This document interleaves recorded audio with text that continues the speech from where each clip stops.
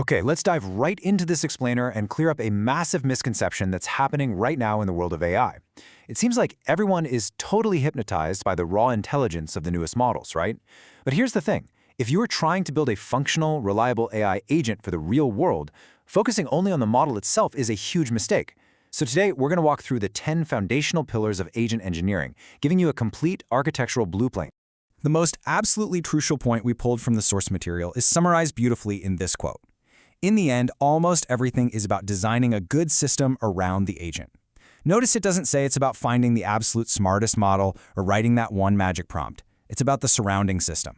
Think about it like this. The AI model is basically a brilliant new employee. But if you hire a literal genius and stick them in a completely empty room with no phone, no internet connection, no company files, and zero instructions, well, they can't actually do any work for you. Building an agent is, at its core, an exercise in systems engineering. Now, the source gives us a definitive list of 10 essential topics to master. I know, looking at this list, everything from context engineering all the way down to feedback loops, it seems like a lot. It might even look a little overwhelming. But don't worry, we're going to break it all down. This isn't just a random pile of buzzwords. It is a comprehensive blueprint for taking a raw AI model and turning it into a fully functioning digital worker. And this right here perfectly illustrates our core thesis. The AI model itself, the actual neural network you're paying for, is literally just 10% of the overall puzzle.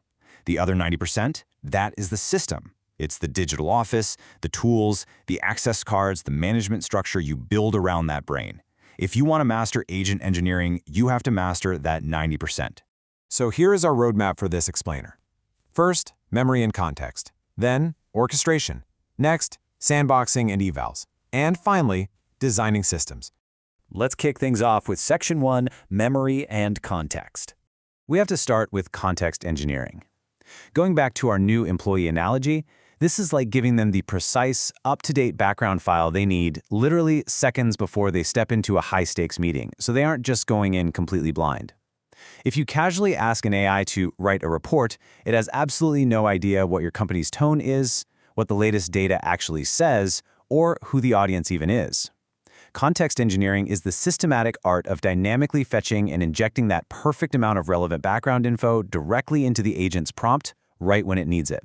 Right alongside that is memory, because without a well-designed memory system, your agent is, for all intents and purposes, an amnesiac. Imagine working with a human colleague who forgets every single conversation you've ever had the moment you walk out of the room. It'd be a nightmare, right? Memory allows the agent to build on previous tasks rather than starting from absolute zero every time. This means having short-term memory, like remembering what it did 2 steps ago, and long-term memory, which uses tools like vector databases to recall a specific rule you taught it 3 weeks ago. And that brings us to model routing, which is actually a super fascinating pillar. Look, you wouldn't assign your company's CEO to fix a paper jam in the printer. That would be an incredibly massive waste of resources. Well, model routing is that exact same concept. Your system shouldn't be spinning up a massive, expensive, heavy-duty AI model just to format a date or classify a basic email. This pillar ensures simple requests are routed to fast, cheap models while saving your expensive heavy hitters for the really complex reasoning tasks. It's all about unit economics and efficiency. Moving right along to Section 2, Orchestration, Tools, and Servers.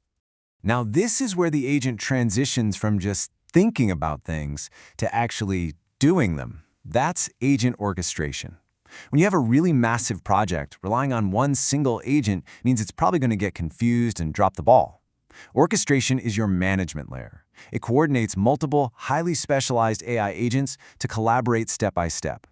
For example, you might have a researcher agent that gathers data, then hands it off to an analyst agent, whose final work is then thoroughly reviewed by a QA agent. Orchestration dictates exactly how they communicate, who waits for whom, and how the final result gets synthesized flawlessly. But to actually do any of that work, these agents need tools. Tool design is literally equipping your digital worker with the right tool belt. An AI sitting by itself is basically just a bean in a jar. If it needs to pull real-time data from a spreadsheet or search the web or send an email on your behalf, it needs perfectly crafted digital tools, usually specialized APIs that it can independently trigger to affect the outside world. And to power those tools reliably without going crazy, you need MCP servers.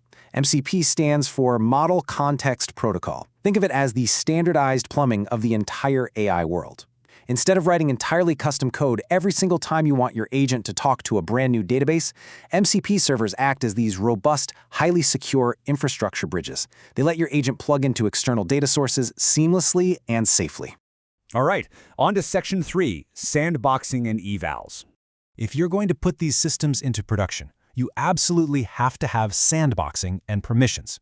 Giving an AI completely unrestricted access to your systems is a guaranteed recipe for disaster. I mean, what if the agent hallucinates and suddenly decides the most efficient way to organize your files is to just delete all of them? A restricted agent is a safe agent. Sandboxing creates very strict, controlled boundaries. It limits the agent's blast radius, so that even if it makes a catastrophic error in its logic, it physically cannot cause real harm to your core systems. Right after that, we have evals, short for evaluations. Think of evals as your fully automated quality assurance department. Because AI responses are non-deterministic, meaning it might give you a slightly different answer every single time you ask the same question, traditional software testing just doesn't cut it. Evals are these rigorous, specialized benchmarks that are constantly grading the agent's performance. They ensure it isn't drifting off topic, hallucinating, or making weird logical errors as you update the system. But inevitably, things are going to go wrong. And when they do, you desperately need observability. See, an AI agent can sometimes feel like a total black box. It spits out an output, but you have no clue why it actually chose that specific path. Observability functions like a high-tech security camera system for your code. It lets you trace the agent's internal thought process, log exactly which tools it called, and see precisely what data it looked at. That way, you can debug the exact millisecond its logic went off the rails. Finally, in this subsystem, we have feedback loops. Honestly, this is the holy grail of autonomous systems. A true agentic system doesn't just do the task, it actually learns from it. Feedback loops provide the mechanism for the system to evaluate its own work, or to take human corrections and then actively update its context or memory. This is what guarantees that the agent actually gets smarter and more reliable every single time it operates. And that brings us to Section 4, tying it all together and designing systems around the agent. So here we are at the grand architecture. All of these technical pillars point to one undeniable reality. Creating or selecting the AI model itself is just a tiny fraction of the overall work. The true engineering marvel, the thing that actually separates a cool weekend demo from a massive, reliable enterprise application, is the architecture you construct to support it. Context, memory, routing, orchestration, tools, evals, security, those 10 pillars are exactly how you build a resilient, highly capable company structure around your digital employee.